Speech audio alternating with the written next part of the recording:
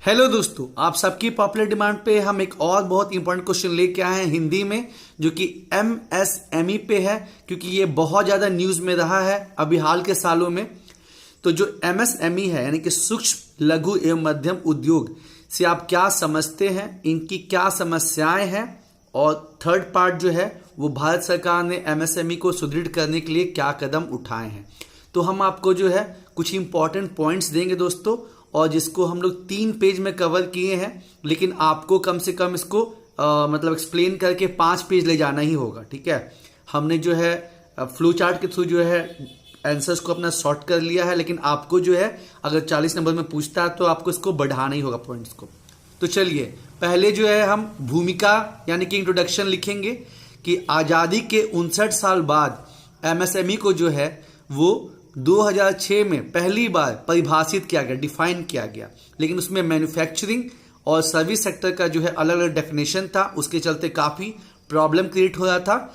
तो आपका जो है जुलाई 2020 में एमएसएमई को डिफाइन किया गया है, जिसमें मैन्युफैक्चरिंग और सर्विस का एक सिंगल जो है डेफिनेशन दिया गया है बेस्ड ऑन कितना जो है उस इन्वेस्टमेंट होता है और कितना टर्नओवर रहता है। तो माइक्रो किसको बोलेंगे? सूक्ष्म, कि अगर आपका एनुअल जो इन्वेस्टमेंट है वो 1 करोड़ रुपए का है और टर्नओवर कितना है 10 करोड़ का। स्मॉल किसको बोलेंगे? कि आपका जो है इन्वेस्टमेंट 10 करोड़ का है एनुअल और टर्नओवर कितना है 50 करोड़ का। और मीडियम किसको बोलेंगे? कि इन्वेस्टमेंट जो है 50 करोड़ का है, टर्नओवर कितना है 250 करोड़ का। और फिक्की के अनुसार 2020 में देश में कितने एमएसएमई है? 63 मिलियन, यानी कि 6 करोड़ क्या मतलब 6 करोड़ 30 लाख जो है एमएसएमई है। अब देखिए एमएसएमई का जो योगदान है वो भारत के अर्थव्यवस्था में बहुत ही महत्वपूर्ण है। जीडीपी की बात करें, सकल घरेलू उत्पाद की, तो कहीं 30 देता है, कहीं 31 देता है, कोई दिक्कत की बात नहीं, आप 30 लिख सकते हैं। एक्सपोर्ट की बात करें तो लगभग जो है 50% हो गया है एक्सपोर्ट निर्यात में। और कृषि के बाद सबसे ज्यादा लोग जो हैं इसमें काम करते हैं, 12 करोड़ लोग। साथ ही साथ ये समावेशी विकास में जो है वो मदद करता है। कहने का मतलब ये है कि जो कमजोर वर्ग है एससी एसटी बीसी वुमेन, ये जो है इसमें बहुत कार्यरत हैं। तो आपको जो है ये सारे पॉइंट्स को जो है इस सारे पॉइंट्स के बारे में 2-3 पॉइंट जो है करके लिखना है। जैसे एग्जाम्पल के तौर पे आपको यहाँ 2 पॉइंट हमने दिखाया है कि समावेशी विकास इंक्लूसिव ग्रोथ में एमएसएमई में जो है 50 से 60% जो है वर्कफोर्स एससी एसटी बीसी और महिलाएं हैं। और कृषि के बाद दूसरा सबसे बड़ा रोजगार सृजन करता है। चलिए फिर से समझ लेते हैं कि जो एमएसएमई है यानी कि माइक्रो स्मॉल मीडियम इंटरप्राइजेस वो क्या होता है, इनकी क्या समस्याएं, क्या चैलेंजेस है, और भारत सरकार ने एमएसएमई को सुदृढ़ करने के लिए क्या कदम उठाए हैं। तो बहुत लेट से इनको रिकॉग्निशन मिला। 2006 में पहली बार इनको डिफाइन किया गया, लेकिन वो डेफिनेशन जो था वो अब आउटडेटेड हो गया, उसमें काफी कंफ्यूजन भी होता था। तो जुलाई 2020 में जो है एमएसएमई को फिर से परिभाषित किया गया है, और वो वाला परिभाषा आपको लिखना है दोस्तों।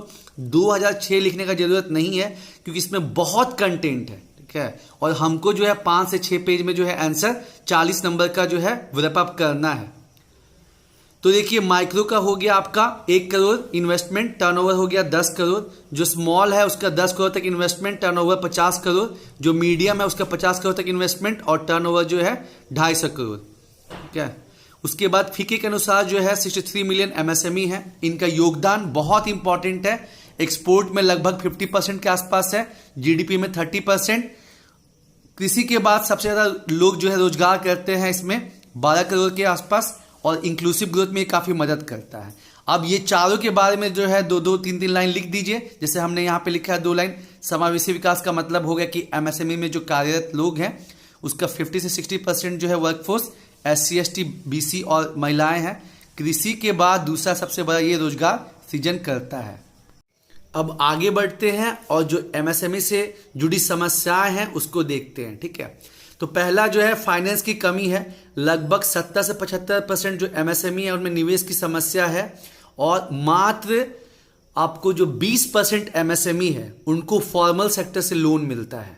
ठीक है, दूसरा जो है टेक्नोलॉजी की कमी है, वित्तीय संसाधन, क्योंकि फाइनेंशियल रिसोर्सेज उनके पास कम है, इसके चलते जो है टेक्नोलॉजी अपग्रेडेशन उनका नहीं हो पाता है।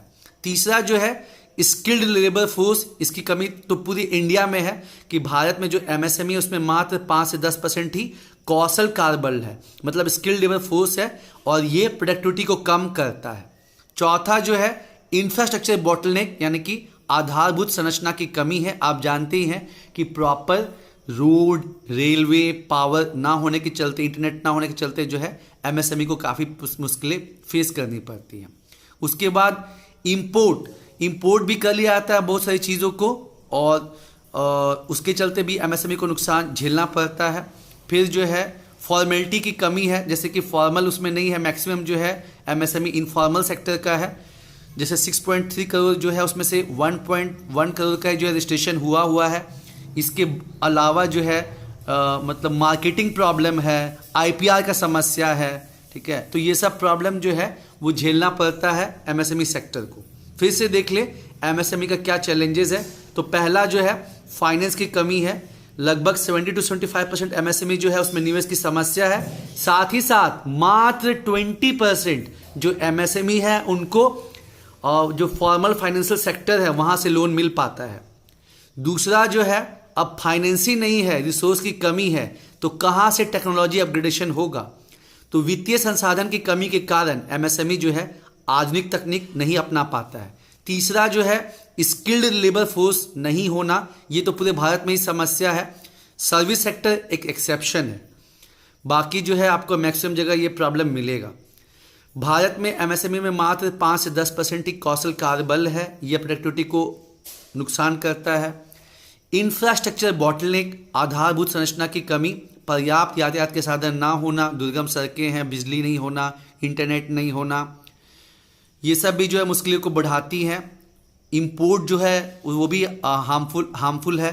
उसके बाद जो है 6.3 करोड़ एमएसएमई है, उसमें से 1.1 करोड़ का ही रजिस्ट्रेशन हुआ है। इसके अलावा जो है मार्केटिंग के प्रॉब्लम है, उसके बाद आईपीआर प्रॉब्लम है, मतलब समस्या ही समस्या है एमएसएमई के लिए।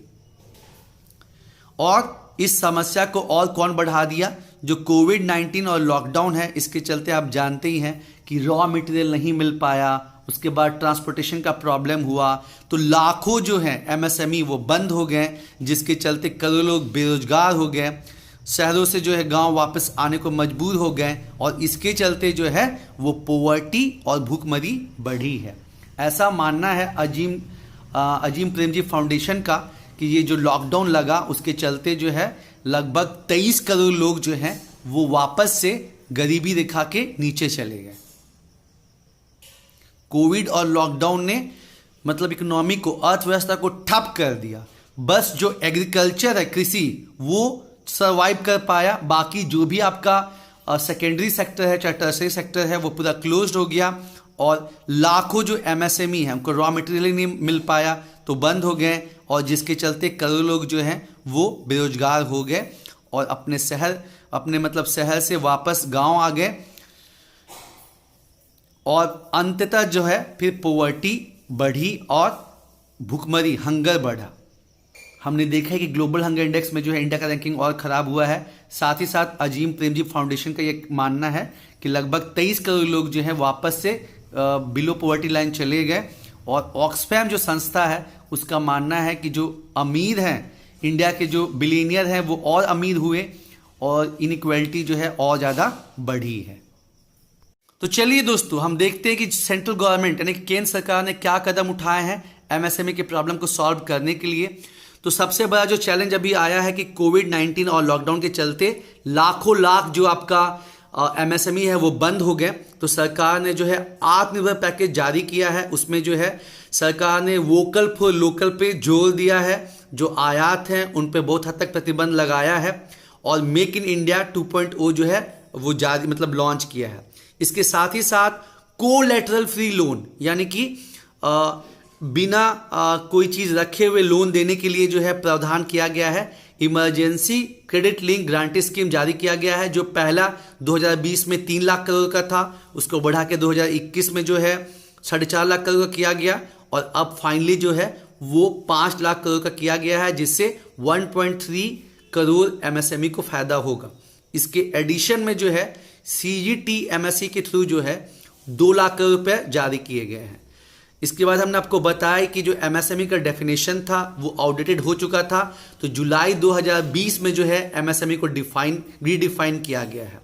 उसके बाद जो ये प्रवासी मजदूर जो एमएसएमई में काम करते थे वो अपने गांव को लौट गए, और ऐसे 6 राज्य हैं जहां से सबसे ज़्यादा प्रवासी मजदूर काम करने को शहर में आए थे, दिल्ली, मुंबई, कोलकाता, जो भी बड़े शहर हैं। तो उनके लिए 50,000 करोड़ का प्रधानमंत्री गरीब कल्याण योजना लॉन्च किया गया है, जिसमें उनको उनके गांव में ही जो उनका स्किल है उसके हिसाब से जो है काम मुहैया कराना और 35 किलोग्राम जो है अनाज मुहैया कराना, ये किया गया। फिर आरबीआई ने जो है एमएसएमई को मतलब आसानी से लोन मुहैया कराने के लिए जो है स्मॉल फाइनेंस बैंक को एलटीआरओ के थ्रू जो है 10,000 करोड़ रुपया जो है वो दिया। साथ ही साथ कोविड कंटीजेंसी जो है ऋण की व्यवस्था की गई, और जो एनपीए का टाइम 90 दिन का रहता है उसको भी एक्सटेंड किया गया। क्यों? क्योंकि जब कामधाम चल ही नहीं रहा है, लॉकडाउन लगा हुआ है, तो कहां से जो है लोन का किस्त दिया जाएगा, तो इसलिए जो है एनपीए को एक्सटेंड किया गया और इंसॉल्वेंसी और बैंकरप्सी कोड को सस्पेंड किया गया। तो इतना जो है पॉइंट कोविड-19 और लॉकडाउन के लिए किया गया आत्मनिर्भर भारत के अंदर एमएसएमई के लिए।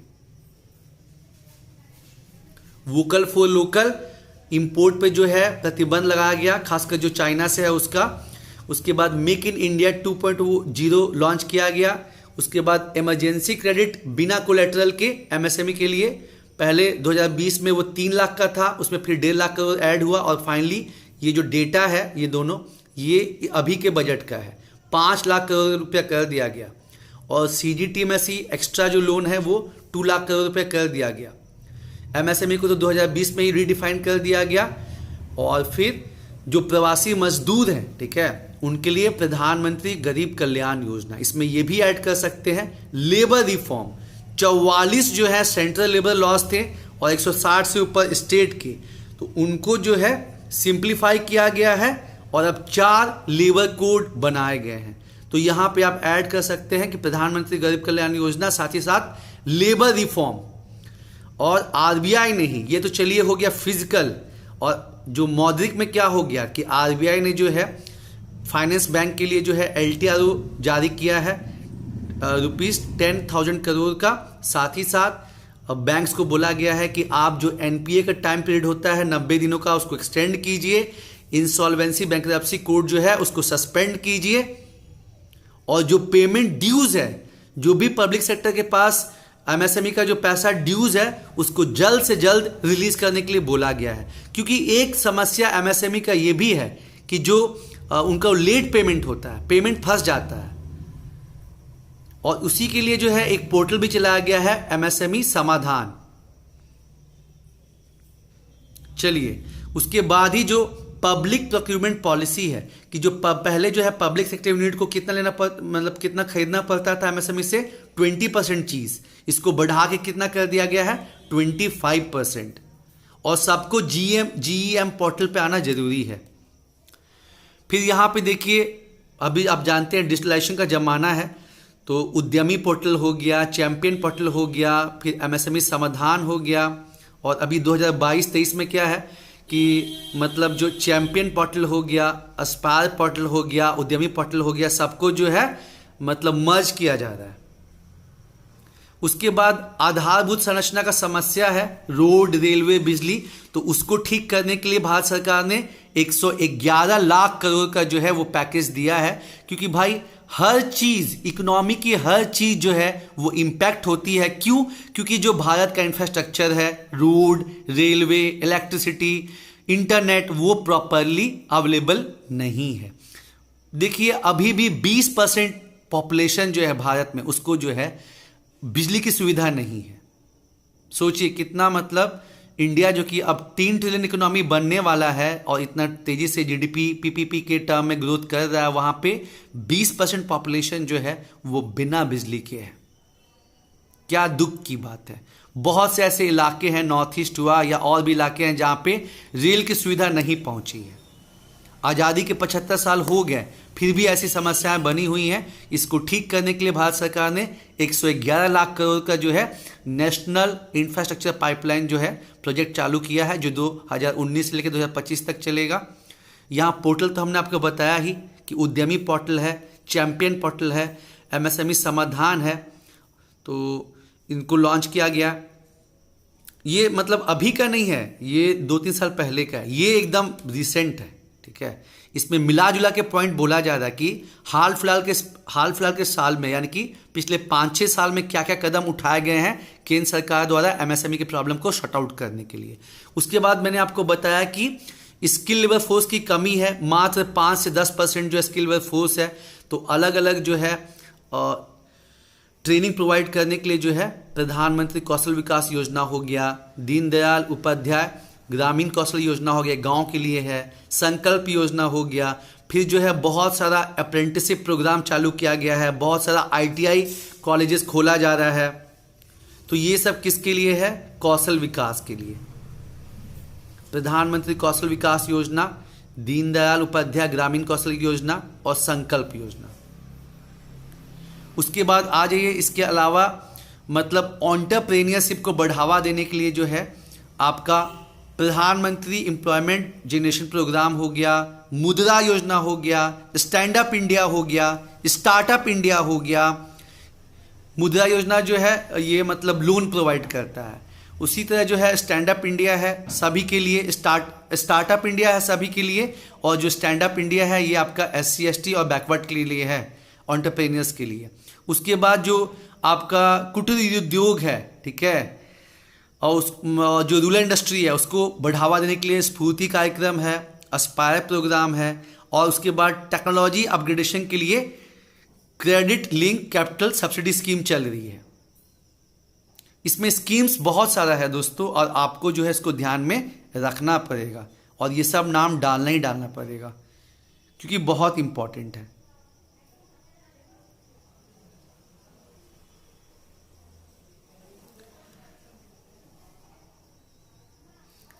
और आप जो है ये सब के बारे में थोड़ा थोड़ा लिख भी सकते हैं। जैसे कि मैंने बताया कि जो 40 नंबर का क्वेश्चन है वो कम से कम 5 से 6 पेज का होना चाहिए।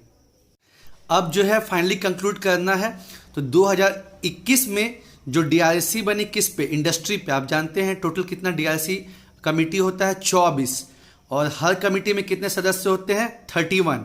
21 जो है लोकसभा से, 10 जो है राज्यसभा से। तो उस 24 कमेटी में से जो एक कमेटी इंडस्ट्री पे जो बनी उसके अध्यक्ष थे केशव राव। उन्होंने कहा कि भारत सरकार ने जो कोविड के अंदर MSME पैकेज दिया है वो अपर्याप्त है, अंततः यह जरूरी है कि सरकार इस पर ध्यान दे।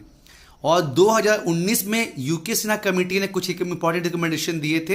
अब आप यहाँ पे क्या कर सकते हैं कि जो यूके सिन्हा ने रिकमेंडेशन दिए थे उसके आप 4-5 पॉइंट्स लिख सकते हैं, केशव राव कमेटी के कुछ 4-5 पॉइंट लिख सकते हैं, और उसको ठीक से लेटर स्पिरिट में लागू किया जाए ताकि भारत सरकार जो है वो समावेशी विकास को पा सके और 2030 तक जो है SDG लक्ष्यों को प्राप्त कर सके।